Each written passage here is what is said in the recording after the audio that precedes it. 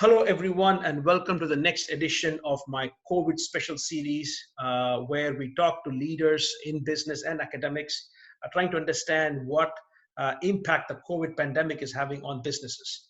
And today, I'm extremely thrilled to get a big visionary leader's perspective on how COVID is transforming the business place.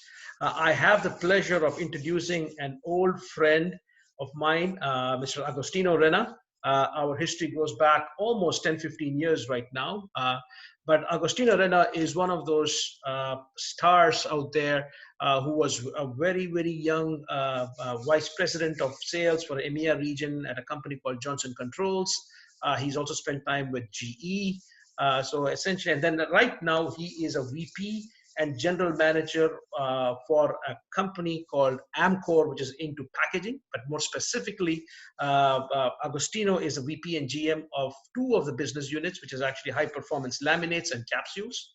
If you want to know more about it, reach out to Agostino. I'm sure he can spend days talking about those things. But what is very interesting is that while we've talked to salespeople and sales managers and academics, we are now talking to an individual who's responsible for €1 billion in sales, close to $1.1 billion in sales, is responsible for making sure that 16 factories are used productively to make things happen and have profitable growth. And at the same time, is responsible for the livelihoods of 3,500 people, and not to mention how many other suppliers that rely on this organization. So it's an absolute pleasure, Agostino, for me to talk to you and also for you to share your thoughts with the audience. And today, specifically, I want to pick your brains, especially as a leader, on how have you approached this pandemic? Because there were a lot of talks about trends happening in the business place. You know, when we began 2020, when we said, great, we're going to get into 2020 with all these ideas and ambitions with these megatrends. Tell me about these megatrends. And in today's interview, which is going to be part one, because we won't have time to discuss all, I want to discuss a couple of them in detail with you on that one. So tell me a little bit more about some of the trends that you saw going into 2020. Sure. Well, first of all, thanks for having me. It really is nice to reconnect with you and to have an opportunity to share my thoughts. I guess my usual disclaimer, and I used to say this when you and I used to work together in a previous life, I'm the furthest thing from being, an academic in any way, shape, or form. I'm the child of blue-collar immigrants that got an engineering degree and then learned how to do business on the fly. So I want to apply that disclaimer because everything I'm going to say is a perspective. It doesn't necessarily make it true, false, or indifferent. It's just my perspective as I observe kind of the business that I'm responsible for. So from a micro perspective, Deva, what we're focused on right now, obviously, like many other companies, is kind of three important priorities, and then I'll zoom out and hit the megatrends. Okay, but in the short term and in the immediate term, job one for us is keeping all of our coworkers safe. Okay, there is no business continuity to the extent that we can't provide a safe work environment for our employees and protect them against this virus. So keeping our coworkers safe is job one. Secondly, is maintaining the continuity of our operations. For those of you that know a little bit about our company, we operate in the primary packaging space.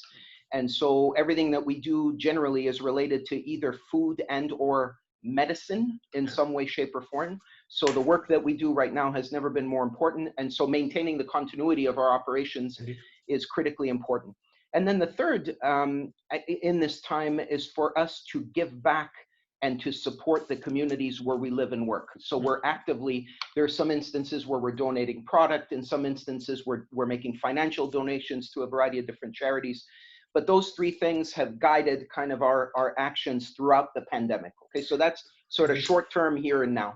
Okay. And I think one of the things which I also want to touch upon is that I like the idea of continuity of your business operations, because it's such a broad thing. For you it's minor, but the fact is that there are 3,500 families that are at stake in terms of the fact that being able to put bread on the table for them, not to mention your customers who are waiting because of all these kind of things. So essentially, it's much more, it's a minor thing for you, but it has such big ramifications for so many people, including your employees, their families, your suppliers, their employees, their families, and not to mention people like me who actually go into the grocery stores during these difficult times and making sure that there's continuity, or go into the pharmacies and actually have this. And I think it's amazing that, yes, you're doing all the other things, but I think that's amazing that you're Yes. working this. And of course, the other two things tie into it, right? The idea is It's that keep been an employee safe. Yeah, it's been for sure a very galvanizing experience for our company, to wake up every day feeling like on the one hand, you have an obligation to keep people safe within your own perimeter, but secondly, you have an obligation to make sure that the products that we package make their way onto the shelves so that people can consume them at a time where most everything is constrained. So anyways, that's sort of the quick synopsis of COVID and how we're organizing around COVID. If I zoom out and get to the topic of our discussion, when you and I chatted about this, we talked about, in my view, I always tell people there's kind of four big mega trends that I think, regardless of what business you are in and what part of the world you are in, it's highly likely that these four things act in some way, shape, or form as a force on your business or whatever mission it is you're trying to accomplish. Okay, so what I thought I would do is we can quickly just blast through the four and then come in and zoom in on the first, and we'll see if we can get to the second. Yes. And I'll provide some perspective, sort of pre-crisis and post-crisis, on how I think those things potentially change. So mega trend number one, in my view, is just this notion of extreme globalization. Okay, so we can park that, and I'll get back to it, and we'll zoom in on that one here in a second. So this notion of connected everything across borders, across geographies, but over the last 20, 25 years, I think from an economic perspective, we've made significant inroads in terms of making the world a much smaller place and uniting the best and brightest from a brain trust perspective, as well as manufacturing and supply chains, so that the world has become a lot smaller. So this notion of extreme globalization, I think, is a force that acts on any business in the world. First. Second, I always talk about the mega trend of sustainability. Okay, and for me, this one is simple. If you actually go back and just take a broad perspective, there's really two things that are making the notion of sustainability critically important for us as a human species. The first is that the population on the planet is steadily increasing. Okay, so if you project forward, there are demographic studies that show that two countries that are India and China, are going to surpass 2.5 billion people very shortly, if they haven't already. It wasn't so long ago that the entire planet had 2.5 billion people. In fact, it was in the 1950s. Okay, so increased population on the planet combined with this aspiration to have a wealthier and wealthier lifestyle. Now, the notion of wealth gets contextualized based on where you live in the world. So if you're in an emerging economy, it might need access to things like electricity, clean water, different types of basic necessities. If you're in a developed economy, it means more iPhones, more cars, more things, right? But generally, when you combine those two, and you have increasing population with an aspiration to do more things, it puts a huge strain on a finite set of resources in the world. Okay, so this notion of sustainability is critical for survival. So that's the second. The third, Internet of Things, right? Everyone talks about this. It's the biggest buzzword in the world. To me, it's the coming together of the physical and the digital worlds in a way that drives some level of productivity or enhanced convenience. Okay, so the Internet of Things, I think, is probably the biggest productivity platform that we have seen since the Industrial Revolution. Okay? And then fourth, but not least, and people laugh when I call this one out as a global megatrend, is the proliferation of social media. Okay? Now, for those of you out there that think that social media is just this thing where you post pictures of what you ate for breakfast and fun things that your family is doing, yes, it is all of that. But I would argue that never in our existence have we had the ability to have instantaneous conversation with thousands, maybe even millions of people at the click of a button in real time. And so when you think about what that potentially can bring to us in terms of things like idea prototyping, crowdsourcing, crowdfunding. There's just a space there that is incredibly ripe for disruption and change. Okay, so those are the four at a helicopter level: extreme globalization, my terminology, sustainability, Internet of Things, and then social media as a trend. So let me go back into globalization for a second, and then we can have a quick dialogue on that one. But just before you do that, Agostino, go ahead. So that's interesting. So you talk about these four things, right? And this is what you had in mind beginning 2020, right? I mean, not that it's not that you didn't think about it before, but let's say, for example, as a business leader, you're taking a look at the year coming up ahead. So essentially, you're looking at these four megatrends and asking yourself, what kind of decisions as a leader should I be making to take my team on this journey? Because it's just not your team, right? Because it has implications for your customers downstream. It has implications for your suppliers upstream. So essentially, as a leader, these are the four things that you're planning to tackle, that at least you plan to tackle at the beginning of 2020. Correct? Absolutely. I would say it more bluntly, is that regardless of what business you're in, if your strategic plans and your operating plans don't have in them a representation in some way, shape, or form of what your response is to the trend of globalization, the trend of sustainability, the trend of Internet of Things, and the power of social media as it relates to its ability to shape opinion and to either create value or destroy value of brands. Okay? If you're not thinking about those things, and I don't care if you're in the funeral home business, packaging, jet engines, those four things will affect you in some way, shape, or form. Indeed. Okay. Indeed. Absolutely. So you know, then we go to globalization, and it's interesting. You know, when we thought of globalization before COVID-19, what we kept thinking about was how the world has become more and more small. People, businesses, I would even argue that environmental ecosystems connected globally in ways that we never envisioned 20, 25 years ago. Okay. And businesses have taken advantage of that, right? Open borders, the ability to source product at relatively high quality from any country in the world. And so what it's created is a dynamic in the world where you have best of breed producers, manufacturers, service providers that you can basically gain access to if you know where they are and if you're intelligent enough to activate them and negotiate with them. Okay? From a people perspective, this global pandemic has physically demonstrated how connected we are physically amongst people. Think about how quickly this has spread. Indeed. Okay?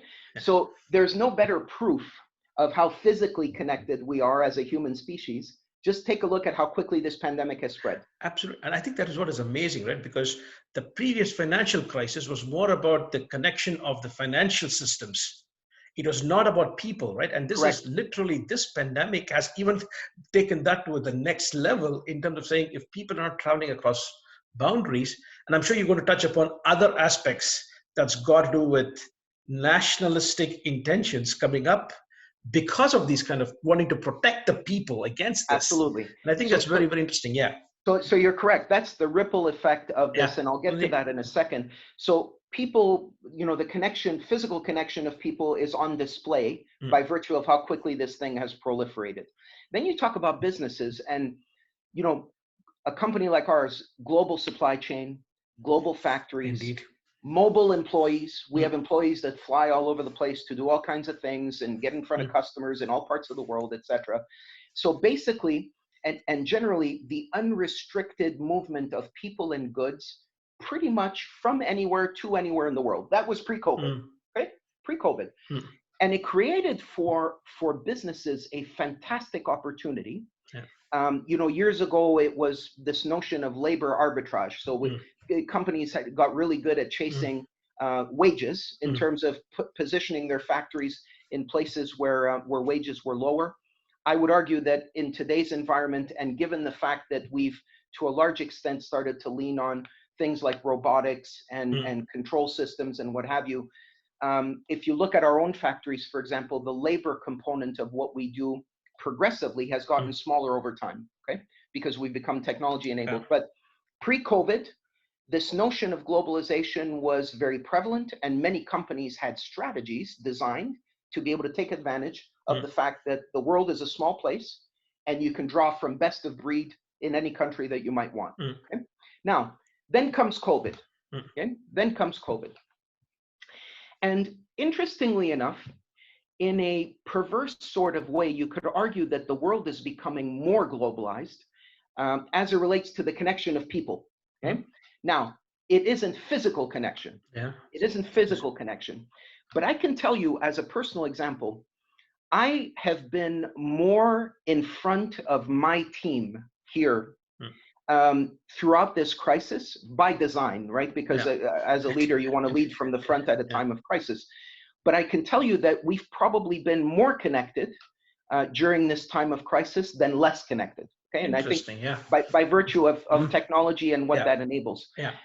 So what this brings then is the hypothesis that it'll redefine how people build and nurture relationships. Okay, I think is the first kind of adjacency that comes from COVID-19. If you double click on that, Deva, and you think about what that means in the sales domain, right? Where generally, I grew up as a sales guy, right? This is my passion, and that's why we met. Huh? Yes, exactly. Yeah. And you essentially get up every day trying to build and nurture relationships with a purpose. Okay, and in the old days, the way you did that is you did it by phone, you did it by face-to-face meetings, you occasionally had a dinner, a lunch, but you kind of created that connection by being in physical proximity of the customer that you were trying to serve. Indeed. Coming out the other end of COVID, I think that how we build and nurture relationships will be different. Yeah. I think that it'll be acceptable to do what you're doing. We're at opposite ends of the world right now, right? I mean, you're sitting in Indiana and I'm sitting in Zurich, Switzerland. Absolutely. And here we are having a real-time conversation. Absolutely. So post-COVID, I think the way people build and nurture relationships in the context of this globalization trend will be different. Okay. Indeed. Second, supply chains will be challenged as the free movement of goods becomes challenged and constrained. Okay? And we're already seeing that. As well, the importance of business continuity plans that give companies optionality will become priority one. So if you're a business where you have a single supplier of a thing that is located in China or India, and you manufacture in the United States or you manufacture in Germany or Switzerland, in this environment, that's a bad strategy. Yeah. It's a bad strategy because at any point in time, you can have, either by virtue of this pandemic or by virtue of government intervention, you can have that entire value chain seize up and all of a sudden you can't supply your customers. Indeed. So the second offshoot in under the banner of globalization related to COVID is going to be the importance of really pressure testing your supply chain and designing it for optionality. Meaning if I can't get from A, I have B and C lined up and able to provide. Absolutely. Okay? Yeah. So big important point. The corollary of what I just said is that I do think there's going to be a push towards localization, okay? Which is the opposite of globalization. If Absolutely. You think about it. Indeed. And so what that means is a lot of different things for a lot of different people. There'll be puts and takes in all of this, meaning some businesses will benefit from a localization trend. Some businesses will be hurt by a localization trend. Generally, I would think that big multinational companies will be able to navigate a little bit more effectively. Interesting. Absolutely. I think that's an interesting point. Sorry for interrupting, but I think that's a very, very interesting point, because people would think that multinationals are so rigid in the way they work. But what we fail to understand is that when you said you're there in 16 countries, right? 16 locations, 16 locations. And the idea is that you're also ideally located. Yes, it's your supply chains are linked. Maybe in some of them you're dependent on parts coming in from other parts of or your own factories. But it could also mean that you could start sourcing locally, but you could be in a position where you can tell some of your customers saying, we can serve you both locally, but if you want, we can also serve you from our individual plants everywhere. So you actually have the capabilities to be flexible, assuming that you have an open mindset. Yep. And you think along these lines. I think it's absolutely fascinating because, quite contrary to what you might think, that you might be too heavy as a multinational, Yep. could be that this could maybe, one, help you open more doors with customers who might have looked at you as plan C. Yes. And now suddenly, wait a minute, they say, wait a minute, but you have a factory just down the street. So essentially, I could also rely on you because my supplier is smaller. They don't have access to resources, but you could. Correct. And I think that's very fascinating from that viewpoint. Yeah, and look, I think that despite anything related to COVID-19 and the pandemic, we've always tried to be both global and local at the same time. And being global gives you scale, and with scale comes certain gifts, advantages. Being local gives you intimacy, and intimacy gives you other advantages. So I think to me, it's about striking the right balance. However, the point I'm trying to make here is that where over the last 20, 25 years, the pendulum shifted very significantly in the direction of globalization, global supply chains, and global kind of fulfillment models. I do think that the learning from COVID-19 will be a force in the direction of localization. Okay? Which leads me to my next point. If you think about what these global economies are going through on the back of this crisis, essentially, you're going to have all kinds of different, call them stimulus packages, rescue packages, whatever words you want to use for this, but it'll be an injection of capital into the various economies around the world. That capital or that money at some point will need to be recovered. Okay, and so you're really left with two avenues. One is you tax your citizens, knowing that your citizens are already significantly strained because job losses, unemployment, etc. Or you start to think about different types of legislative instruments like tariffs, import and export, and a variety of other things that you could put in place that frankly make it a little more difficult for global competition to operate. Okay, and so it will be another, I think, offshoot of this crisis will be government intervention, and how that government intervention potentially, I don't want to use the word distorts because it's sort of it's a little bit of a negative term, but how that government intervention will reshape the global trading dynamics by virtue of the fact that you're going to have, whether we like it or not, designs of protectionism for economies that are trying to be propped up where these stimulus funds need to be recovered. So that, if I say it maybe as a summary, as I step back and think about this trend of globalization coming out of COVID, more people, more digitally connected would be kind of summary point number one. Supply chains thirsty for optionality, I would say is the second. Push towards localization, okay, for better or worse, because I think there's pros and cons to pushing towards localization. Government intervention in some way, shape, or form. And I think all of these things are going to affect the notion of globalization as we know it. Indeed. So let me pause there, and now I'll get your reactions. Essentially, what I'm thinking of is that, see, from a leader's perspective, this is what you're looking at. I'm also looking from the viewpoint of salespeople, and here is what my take on every one of your point is. And you can tell me where I'm right or what you would like to add to that as well. The first one is the relationships are becoming more global because of digital age, and I think it has implications in both how you become more closer to your customers because of this. But I really think you hit something on the head, which I think sales leaders need to understand. Now is the time for you to become more accessible to your salespeople.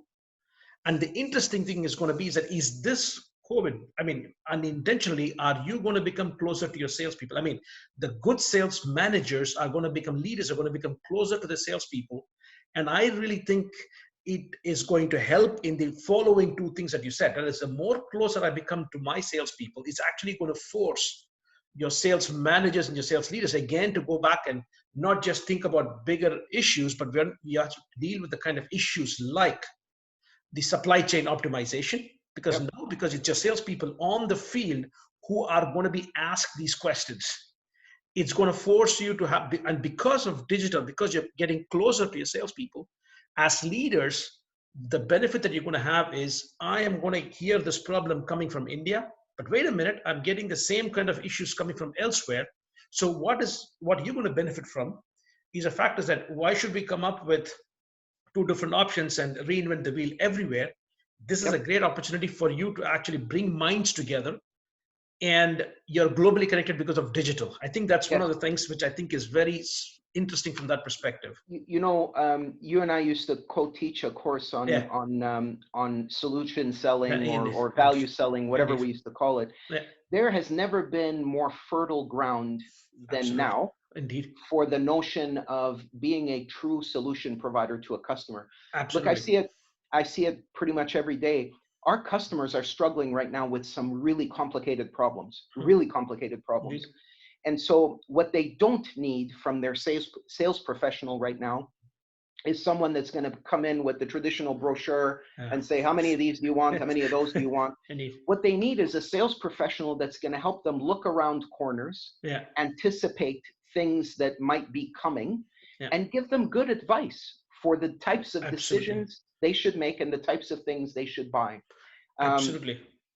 and that part of the value spectrum for salespeople over time has eroded, Deva. And the reason it's eroded is because there's so much information available out in the internet. I mean, you could Indeed, Google any product, indeed.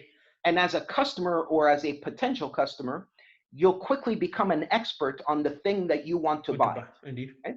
So when I started selling, part of how I became valuable to a customer was to make them smart on mm, the thing they were trying to buy. Okay? absolutely, When we engage now as sales professionals, that customer is already pretty smart on the thing indeed, they want to buy.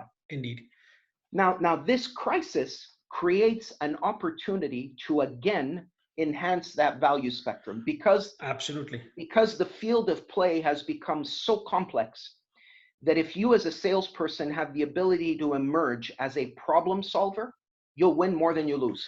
Absolutely. And I think that is what is, I think is brilliantly, as you put it, because what and where can I create value as a salesperson in today's economically challenging times, that actually your points 2 and 3 is, Yes, I am going to create value not because of my fantastic product, but actually because of my complete solution. That could mean access to maybe capital, access to extra capacity, or help work together with you to solve those problems where, hey, yes, you've always looked at me as option 3 or option 4. You prefer to work with your suppliers, but now, in the interest of continuity, give us a chance. So it gives you the opportunity to go in to those players or customers you've never worked with before, but you can only get in if you're bringing in value for correct. a problem that their current supplier is not able to handle.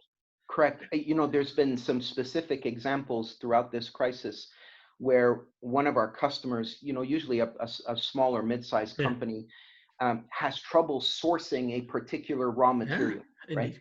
And there's been instances where because of our size and Yeah, how we buy and where indeed. we buy, we've been less constrained in Yeah, terms of those material flows. And so in some instances, we've actually helped those customers procure their own raw materials yeah, through our own procurement organization. And that's been facilitated by our salespeople. So absolutely. think about that Indeed, value, right? indeed. If you're a customer that doesn't know how they're going to source their raw material to make their product, and you all of a sudden emerge as the person that Absolutely. has the answer to that question, you've become incredibly valuable to that customer. Absolutely. Right. And Right? for me, that's what it is, right? Because you combine that with the fact that now they're afraid that reliance on one single supplier is not going to help them. They're looking for other suppliers. Correct. But when they're looking for other suppliers, you have to still stand out amongst the other suppliers. And this is your one way. And guess what? Salespeople whose managers and leaders are connected through digital means, where you have more frequent meetings, you're going to have more frequent flow of communication, which means that it's not going to take 3 weeks before Agostino hears about it. Yep. Here is something you hear about it much faster because you're having these weekly periodic meetings just to keep the spirits of your team up high. Yep. But suddenly you hear ideas, boom, you can actually help. That's what I'm thinking. Yeah. And the last one, which I think is very, very interesting, is that government intervention and tariffs and stuff like that. That is going to ask salespeople to come up with creative solutions, not just salespeople, with their own organization, right? How are we going to try to do this? How can we work with local players and local suppliers to make sure that at least for the local factories, we can escape when I mean escape, I'm saying that how can we work with the local suppliers, your own suppliers? How can we source better in the interest of what we can help our customers with? And is actually going to make your salespeople broaden their network. And I really like what you said is that we are actually maybe going back to the salespeople pre-internet. Yes. Except that now there is internet, but now what I'm saying is I'm going to use that internet to build connections because of what I know where I am going to, and then come up with more useful solutions to my customer, which is what I really think is the salesperson moving forward, is they have to become more of these connected people, Yes. which is what I really like, because we'll come back to it later on when we talk about social media, is how can I use social media to build those connections, both as an organization, but with me as an individual, how can I become seen as a person, as a thought leader, so that if I have a problem, I go to that salesperson and he or she can help us, he, she, or they can help us with solving these issues, because they are connected internally within they're connected to Yes. all the way up to Agostino, but they're also connected to the local other suppliers, and I can make it happen. And that's very interesting.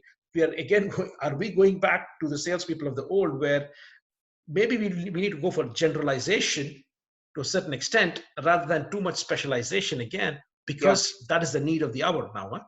Yeah, look, I think all of those points are extremely valid. And, the other thing I'll say, which has been a learning for me and all of my team throughout this crisis, is that in this environment, whether you're a salesperson or anyone else in the organization, speed matters. Yes. And what I mean by that is that a decision that is 80% right taken quickly is much better than a decision that's 100% right taken slowly. Yes. Okay. So we have to resist the urge to solve for perfection, because to me, this environment is more an environment of rapid iteration than it is, sort of one shot, one kill. It's not one of those.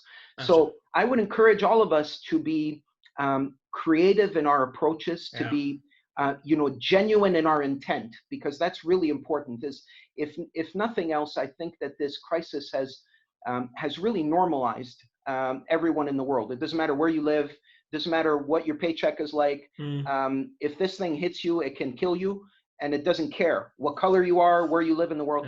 So there's been a normalization from that perspective. And I actually think that there's an open spirit right now, generally speaking, where if your intent is genuine, you will be able to gain access to the things that you want to gain access to. But your intent needs to be genuine. Absolutely. And I think that's what I really think is both as an individual and as an organization. If Correct. you can have it at that level, I think you are going to be successful as well. Agostino, I think in the interest of time, we will stop at this point, but we are going to come back and revisit the other things of sustainability, which is also a very, very interesting topic, at the Internet of Things. And then we'll talk about the proliferation of social media, and then kind of close it up with saying how all of them are actually interconnected too, right? Yes. The fact is that it's not that, yes, they are megatrends, but there's some sort of connectivity between them as well. And I want to actually pick your brains on that as well. So, so for the audience again, Agostino, thanks for the first episode of what is probably promising to be a very interesting conversation. That was a lot of fun. I had a blast. Thanks for having me. Absolutely. Thanks. And then for the audience, stay tuned. We're going to have more of Agostino Renna. He's also much more pleasing to look at than I am. So essentially, stay tuned, and you'll actually see much more of these as well. Thank you all. Thanks a lot. Thanks.